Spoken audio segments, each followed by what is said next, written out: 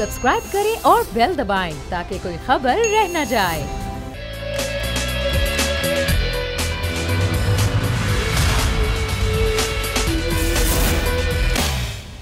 बिस्मिल्लाहिर्रहमानिर्रहीम, अस्सलाम वालेकुम। प्रोग्राम में मैं सुमैया रिजवान आपको खुश आमदीद कहती हूँ। नाजरीन, गुज़िश्ता रोज़ सियासी और अस्करी क़यादत के माबैन कौमी सलामती के उमूर पर अहम और एक तवील इजलास हुआ। इजलास तकरीबन 8 घंटे से भी ज़ायद तवील रहा। इजलास के एजेंडे में अहम उमूर, जिसमें अफगानिस्तान से अमरीकी और नेटो अफवाज के इनखला के बाद की जो सूरत हाल है, मसला कश्मीर और अंदरूनी सिक्योरिटी शामिल थे। मगर सिर्फ अफगानिस्तान की सूरत हाल पर बातचीत की जा सकी। अफगानिस्तान और अमरीका से मुतालिक अहम पॉलिसी सामने आई कि पाकिस्तान न्यूट्रल रहेगा, अब किसी जंग का हिस्सा नहीं बनेगा और ना ही अपनी ज़मीन इस्तेमाल होने देगा, और पाकिस्तान अफगानिस्तान के अमन के लिए अपना किरदार अदा करता रहेगा। इजलास में यह भी तय हुआ कि पाकिस्तान अमरीका और चीन के माबैन इख्तलाफात का हिस्सा भी नहीं बनेगा। पाकिस्तान दोनों से बेहतर और अच्छे ताल्लुकात चाहता है। कौमी सलामती के इस इजलास में नाजरीन, मुल्क के सरबराह वज़ीर आज़म इमरान खान मौजूद नहीं थे। उनकी अदम मौजूदगी पर कई सवालात खड़े हो रहे हैं कि मुल्क का सरबराह इस अहम इजलास में गैर मौजूद क्यों रहा। वज़ीर आज़म की अदम मौजूदगी का जिम्मेदार वफाकी वज़ीर फवाद चौधरी ने शहबाज शरीफ को करार दिया कि शहबाज शरीफ ने यह स्पीकर कौमी असम्बली से कहा कि अगर वज़ीर आज़म शरीक हुए तो फिर वो बाइकआउट कर देंगे, जिसकी मुस्लिम लीग नून की तर्जुमान की जानिब से साफ अल्फाज में तरदीद की गई। और मरियम औरंगज़ेब ने यह कहा कि फवाद चौधरी के पास अगर कोई सबूत हैं, कोई खत किताबत, कोई डॉक्यूमेंटेशन है तो वो दिखाएं और सामने लाएं। उन्होंने ये भी कहा कि फवाद चौधरी बस एक प्रोपेगेंडा मशीन है। अपोजिशन को मुज़ाकरात की दावत दी जाती है, मगर क्या ऐसा मुमकिन है कि शहबाज शरीफ होते हैं तो वज़ीर आज़म नहीं होते, वज़ीर आज़म होते हैं तो शहबाज शरीफ नहीं होते? अपोजिशन लीडर और वज़ीर आज़म बातचीत नहीं करेंगे तो मुज़ाकरात की खिड़की कैसे खुलेगी, तनाव कैसे कम होगा? दूसरी जानिब वज़ीर आज़म आज़ाद कश्मीर की भी इजलास में अदम मौजूदगी भी एक नए सवालों को जन्म दे रही है।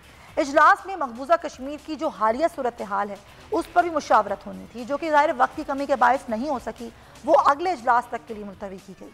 वज़ीर आज़म आज़ाद कश्मीर को ऐसे अहम मामलात पर मुशावरत में शामिल गुफ्तगू क्यों नहीं किया गया?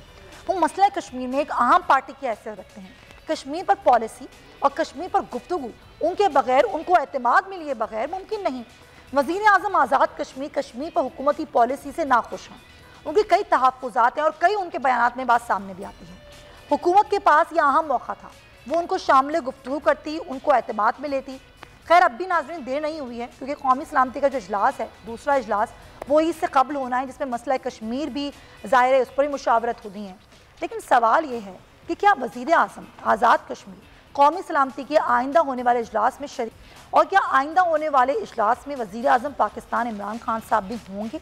क्या वाक़ईतन इस इजलास को इतनी अहमियत दी ही नहीं गई थी, या मामला वो था जो फवाद चौधरी कह रहे थे? खैर, इन तमाम तरह इशूज़ पर भी हम बात करेंगे। हमारे मेहमान हमें ज्वाइन कर रहे हैं, हमारे साथ मौजूद हैं ब्रिगेडियर हारिस नवाज साहब, बहुत शुक्रिया आपका, और सीनियर सहाफ़ी तज़ियाकार पीजे मीर साहब भी हमें प्रोग्राम में ज्वाइन करें। मीर साहब, मैं आपसे सबसे पहले गुफ्तगू आगाज़ करना चाहूँगी। यहाँ पर ज़ाहिर है सबसे अहम मसला पाकिस्तान को जो भी दरपेश है, ज़ाहिर पाकिस्तान ने अफगानिस्तान में जो पैदा होने वाली सूरत हाल है उसको देखना है। वही सूरत हाल पाकिस्तान में जो सूरत हाल बनेगी वो बड़ी अहम होगी, उसी के बाद बनेगी। आइंदा चंद माह लोग कह रहे हैं बड़े अहम है। ज़ाहिर एक तो हमने इस चीज़ को देखना है, लेकिन जब इतनी बड़ी नेशनल सिक्योरिटी की मीटिंग होती है जहाँ पर मुल्क की सिक्योरिटी के मामलात तय होने होते हैं, क्या वाक़ईतन उस चीज़ को भी सियासी होना ज़रूरी होता है कि वज़ीर आज़म उसमें शिरकत ना करें और इस चीज़ को भी पॉलिटिसाइज होने दिया जाए?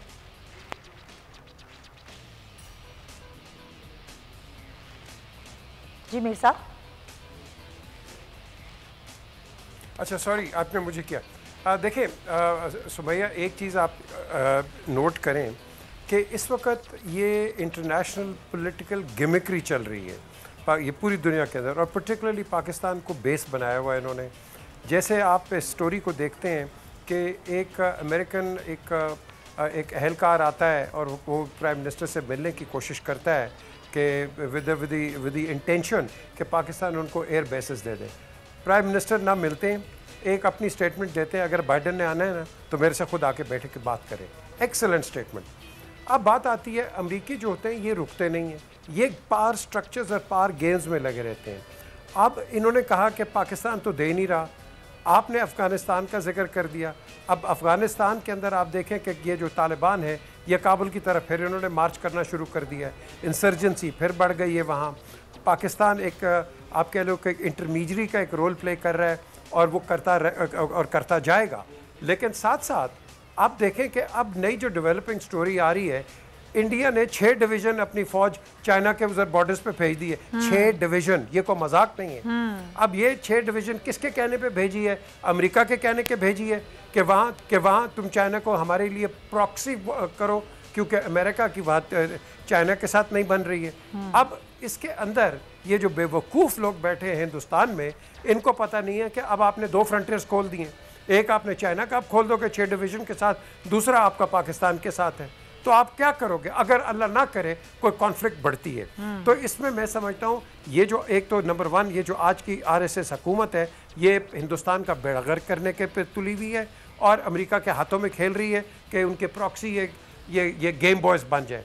अब बात आती है, हमने देखनी है अपनी एक सिचुएशन, अपने आप को सोलिडिफाई करना है। सारी जो अभी आपने अपने प्रोलॉग में बात की है, इसका निचोड़ निकलता है भाई हम क्या करें। इन्होंने तो तालिबान ने अपना कोर्स ले लिया है, अमेरिकन ने अपना कोर्स ले लिया है, उसके बाद इंडिया का पता है कि उनका क्या कोर्स है, हमारा क्या कोर्स है। हमने अपने आप को सोलिडिफाई करना है और तकड़ा करना है कि हम किसी के हाथ ना आए। याद रखें, आपने और आपको 27 पॉइंट्स दिए थे इसने FATF ने, आपने 26 कबूल कर लिए और 1 पॉइंट पे अभी भी आपको ग्रे लिस्ट में रखा हुआ है। क्यों? क्योंकि आपने इनको बेसिस नहीं दिए। कल आप इनको बेस देंगे, ये आपके 27 पे आपको हर चीज़ आपको ग्रे लिस्ट से निकाल देंगे। सो ये एक इंटरनेशनल डिप्लोमेसी चल रही है, जिस डिप्लोमेसी को हमने बड़ा केयरफुली करना है। लेकिन जब मैं लफ्ज़ एक इस्तेमाल करता हूँ केयरफुली, आप हमारा जो वज़ीर ख़ारजा है शाह महमूद कुरैशी, आप उसका बेड़ा गर्क कर देते हैं।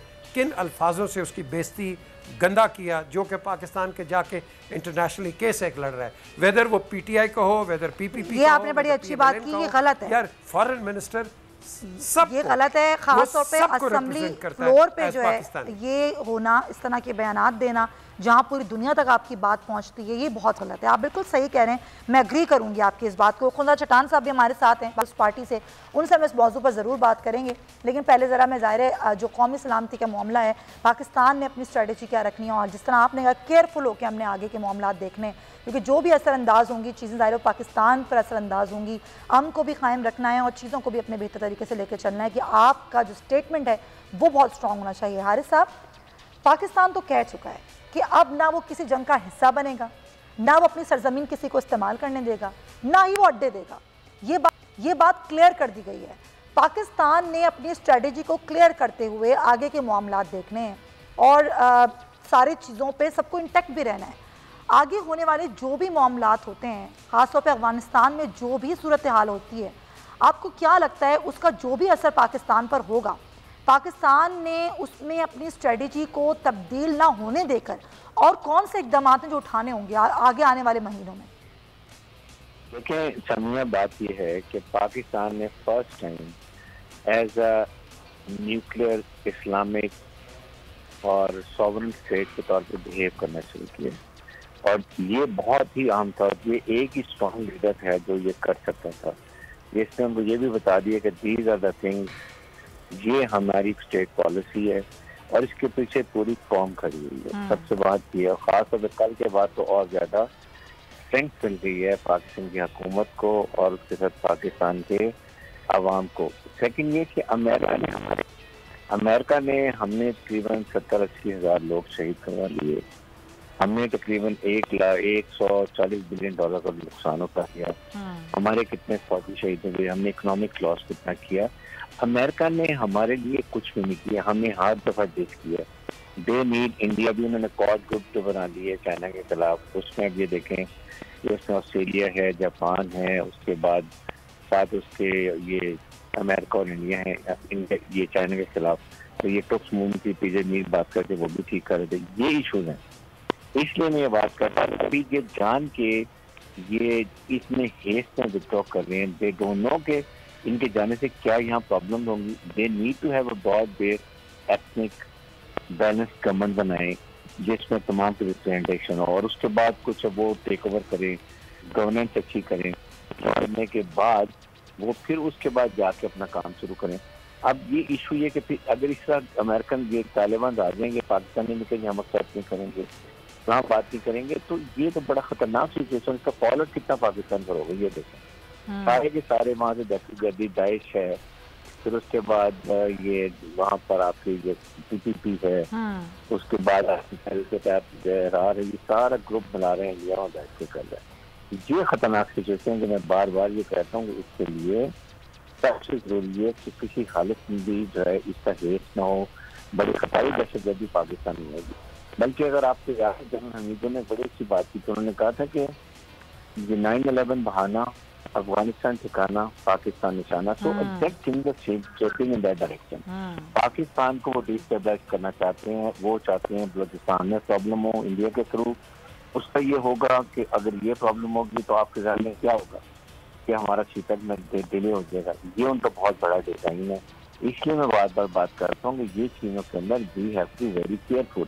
पाकिस्तान ने बड़े मौके पर अपनी स्टेट पॉलिसी बड़ी अच्छी उनको दे दी है कि जी हम आपको बेसिकली पार्टनर हैं बदमाश तबदील सिंह। तो आई थिंक इसलिए मैं ये बात करता हूँ, इसको हम करें तो ये आगे से बहुत बेहतर होता है। बिल्कुल आप सही कह रहे हैं, ऐसे ही है। और ज़ाहिर है फिर तमाम ज़ाहिर हमारी अस्करी और सियासी क़यादत तो एक पेज पर, लेकिन तमाम सियासी जमातों को भी एक ही पेज पर मुत्तहिद होने की बहुत ज़रूरत है। ये बहुत ही सेंसिटिव मामलात होते हैं, इन चीज़ों पर हमारी स्टेटमेंट्स, हमारी जो भी बात होती है ये बहुत अहम होती है। ख़ास तौर पे जो चट्टान साहब, मेरा यहाँ पर आपसे ये सवाल है, और ये इसी बात को जो अभी मीर साहब ने की थी, मैं आगे बढ़ाते हुए कहना चाहूँगी कि जब भी असम्बली फ्लोर पर कोई बात की जाती है, ज़ाहिर है वो ऑन रिकॉर्ड होती है, पूरी दुनिया के सामने आ रही होती है। और ख़ास तौर पे जब आप अपने वज़रा को तनकीद का निशाना बनाते हैं, और एक ऐसे वज़ीर को जो ज़ाहिर वज़ीर ख़ारजा है, जिसने तमाम ख़ारजा पॉलिसी को लेकर चलना है, मामलात लेकर चलने हैं, पूरी दुनिया में वो रिप्रेजेंट कर रहा है, लेकिन अगर आप उस पर इल्ज़ामात लगाएंगे और ऐसे संगीन इल्ज़ामात लगाएंगे और खामखाई में ज़ातियात पर उतरेंगे, तो वो चीज़ें मुल्क के लिए सही नहीं होती हैं। मुल्क की सिक्योरिटी के मामलात को आगे लेकर उन्होंने चलना है, चीज़ों को लेकर चलना है। क्या वजह है कि हर जगह हमारी अपनी सियासत आ जाती है, हम नेशनल सिक्योरिटी के मामलात पर भी उसको भी हम पॉलिटिसाइज कर देते हैं। अब कल होने वाली आप शिरकत देख लें, इस पर अब अपोजिशन की तनकीद करी कि वज़ीर आज़म चाहते ही नहीं है शरीक होना, और हुकूमत कहती है कि जी शहबाज शरीफ नहीं चाहते थे कि वज़ीर आज़म शरीक हों। तो ये मामलात में पॉलिटिसाइज क्यों होते हैं चट्टान साहब? बिस्मिल्लाहिर्रहमानिर्रहीम। देखिए जी, बहुत अफसोस की बात है कि ये जो इतना अहम मसला है, जिससे हमने पहले कितने नुकसानात उठाए हैं, सारे लोगों को याद भी है। ब्रिगेडियर साहब ने भी जिक्र किया, मीर साहब ने भी जिक्र किया कि पहले हमने कितने नुकसानात उठाए हैं, और हम फिर जंग हमारे इस दहाने पे खड़ा है, और हमारी संजीदगी की ये हालात है कि इजलास में वज़ीर आज़म शिरकत नहीं करते, आज़ाद कश्मीर का वज़ीर आज़म इसमें शरीक नहीं है। और ये फवाद चौधरी का कहना कि शहबाज शरीफ साहब ने कह दिया कि आप नहीं आए तो नहीं आया, क्या शहबाज शरीफ साहब कहेंगे कि मुल्क का वज़ीर आज़म कौमी सलामती के इजलास में शिरकत नहीं करे तो क्या स्पीकर उसको नहीं बुलाएंगे? और क्या ये स्पीकर, हमें नहीं पता कि ये किस तरह का स्पीकर है, ये तो मामूली सी मामूली बात के लिए पहले जाके वज़ीर आज़म से इजाज़त लेते हैं, फिर आके वो काम करते हैं। ये तो अपोजिशन लोगों को फ्लोर भी बगैर वहाँ से, जब किसी मिनिस्टर की तरफ से इशारा नहीं आ जाता है आंखों का कि इसको टाइम दे दो, ये बेचारा तो किसी को टाइम नहीं दे सकता है। तो ये हमारी संजीदगी के हालात है। मैं एक बात कहना चाहता हूँ, और मैं बार बार ये बात कह रहा हूँ, हमारा कोई मुतालिया नहीं है, हमारा मुशाहिदा है। मैं बॉर्डर से 15 किलोमीटर के, अभी जो मैं आपसे बात कर रहा हूँ, बॉर्डर अफगान बॉर्डर मुझसे 15 किलोमीटर दूरी पे है। और सेंसिटिव एरिया जो कुनड़ का एरिया है, वो ब्रिगेडियर साहब को भी पता है और मीर साहब को भी पता है कि वो गढ़ है इस चीज का। मैं बार बार ये कह रहा हूँ कि भाई अफगान में जंग हो या अमन हो, इसका असरात हम पे नहीं पड़ते हैं। ये हमारे लोग झूठ कह रहे हैं कि अफगानिस्तान में जंग हो तो यहाँ पे जंग होगा, और अफगानिस्तान में अमन हो तो यहाँ पे अमन होगा। क्या अफगानिस्तान के साथ सिर्फ पाकिस्तान पड़ोसी मुल्क है? क्या इसके साथ ईरान नहीं है? क्या इसके साथ ताजिकिस्तान नहीं है? क्या इसके साथ दूसरे ममालिक नहीं है? भाई, हमें जो असरात पड़ते हैं ये अफगानिस्तान के अमन और जंग की वजह नहीं है, ये हमारे गलत पॉलिसियों की वजह से है कि हमने हमेशा से दूसरों के स्ट्रेटेजिक, ये तो इमरान खान साहब भी कह रहे हैं ना चट्टान साहब, यही बात तो वजीर आजम कह रहे हैं ना कि पिछली पॉलिसियों का नुकसान हमें आज भी हो रहा है। तो वो जिन्होंने ये की पॉलिसियाँ वो तो शर्मिंदा नहीं है, लेकिन आज अगर इमरान खान और उनकी हुकूमत और हमारी अस्करी क़यादत ये कहती है कि अब जो पहले हुआ वो अब नहीं होगा, तो क्या ये ठीक नहीं है? क्या ये स्टेटमेंट ठीक नहीं है? ये इमरान नहीं कह रहा है, ये अच्छा। पाकिस्तान के तमाम सियासी ताकतें, इमरान तो अभी पैदा हुआ, वो तो खुद कह रहे हैं कि मेरा 22 साल जदोजहद है, 11 साल तो यहाँ लोगों ने जेलों में गुजारे हैं। जब से ये अफगान मसला C-29 से बना है, इन दिनों में इमरान क्रिकेट खेलता था जो अफगान मसला बना था। इस डे वन से पाकिस्तान के सारे लोग चीख चीख के कह रहे हैं कि खुदा रहा ये आप क्या कर रहे हैं। जिस तरह से स्टेटमेंट आज इमरान खान ने दिया है, ये देखें, ये बात तो मैं भी तायद करूंगी चट्टान साहब, ऐसा स्टेटमेंट इससे पहले तो मैंने किसी प्राइम मिनिस्टर को देखा हुआ नहीं देखा, भले वो आज पहले हो, वो उस वक्त ना हो। चट्टान साहब मेरी बात कंप्लीट होने दें, आप मुझे बता दीजिए कि किसने इतना सख्त इंस्टेंस लिया हो या इससे पहले इस तरह की बात की गई हो। आज इमरान खान जो कह रहा है, आप ही कह रहे हैं कि वो तो कभी थे ही नहीं, लेकिन आज वज़ीर आज़म पाकिस्तान है, उनकी स्टेटमेंट माने रखती है। इमरान खान जो है वो सियासत खेल रहे हैं, वो कभी लेफ्ट हो जाता है, कभी राइट हो जाता है। आपको नहीं याद तो ठीक है, आपको नहीं याद होगा, लेकिन आप याद करें कि इस मुल्क में इटमी धमाकों पे भी एक वज़ीर आज़म था जिन्होंने इटमी धमाके की प्रेशर के बावजूद। आप याद करें कि यहाँ पे एक वज़ीर आज़म था जो असम्बली में खड़ा हुआ और उन्होंने कहा कि शम्सी एयरबेस और शहबाज एयरबेस मुझे 24 घंटे के अंदर अंदर खाली चाहिए। आप याद करें कि इस मुल्क में एक सदर था कि अमेरिका के मुखालिफत के बावजूद उन्होंने गवादर पे चाइना के साथ मुआहिदा किया। आप याद करें कि यहाँ पे एक सदर था जिन्होंने ईरान के साथ गैस पाइपलाइन मुआहिदा किया अमेरिका के मुखालफत के बावजूद। सर उसके बाद वाली पीपल्स पार्टी में भी कोई ऐसा नहीं आया। आप बिल्कुल सही कह रहे हैं, मैं मानती हूँ, मैं उसके बाद की बात कर रही हूँ। एक सेकंड, मुझे भी बात मुकम्मल करने देना। 9 महीने तक इनके नेटो कानवाई को रोका। नेटो सिर्फ अमेरिका नहीं है, इसमें सारे यूरोपीय यूनियन और नेटो सारे ममालिक 45-40 ममालिक इसमें शामिल है।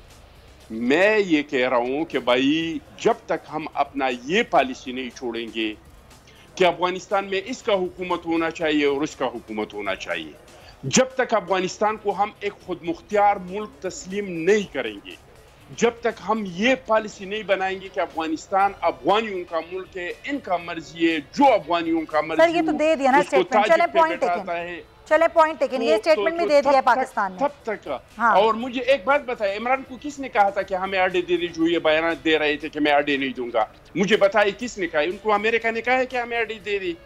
अमेरिका का तो कोई स्टेटमेंट नहीं आया है कि आपका पॉइंट आया।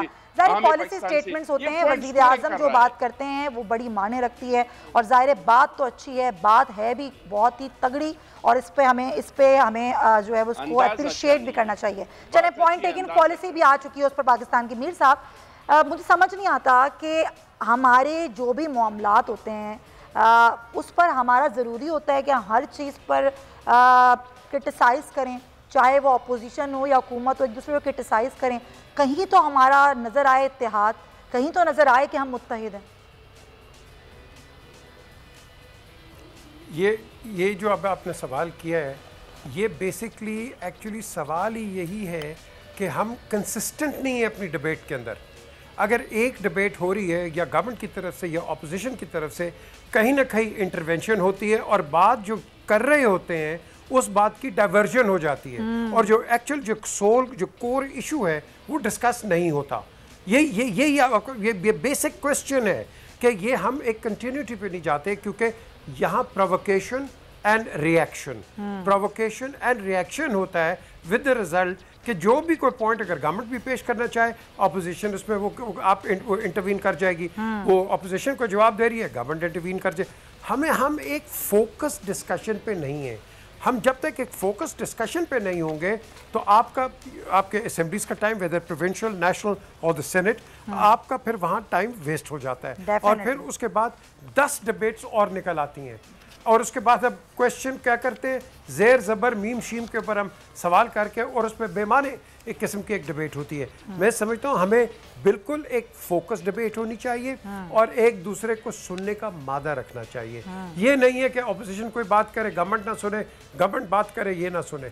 अब फॉर एग्जांपल प्राइम मिनिस्टर, जब तक प्राइम मिनिस्टर की स्पीच या गवर्नमेंट की स्पीच नहीं आती है ऑपोजिशन उस पर कोई तबसरा या तनकीद नहीं कर सकता। क्यों? आपने सुनना है, अगर उनकी अच्छी पॉइंट है शायद आप उसको अप्रिशिएट करेंगे, नहीं है तो आप दबा के तनकीद बराए तामीर करोगे आप।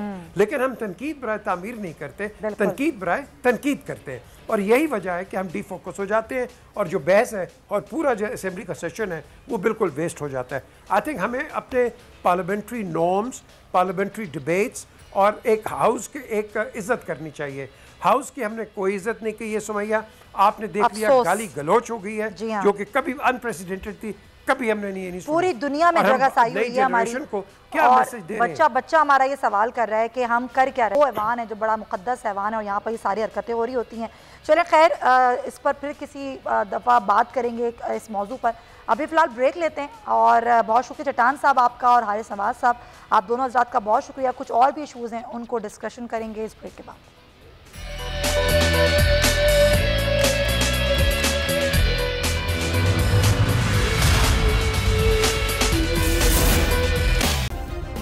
सब्सक्राइब करें और बेल दबाएं ताकि कोई खबर रह न जाए।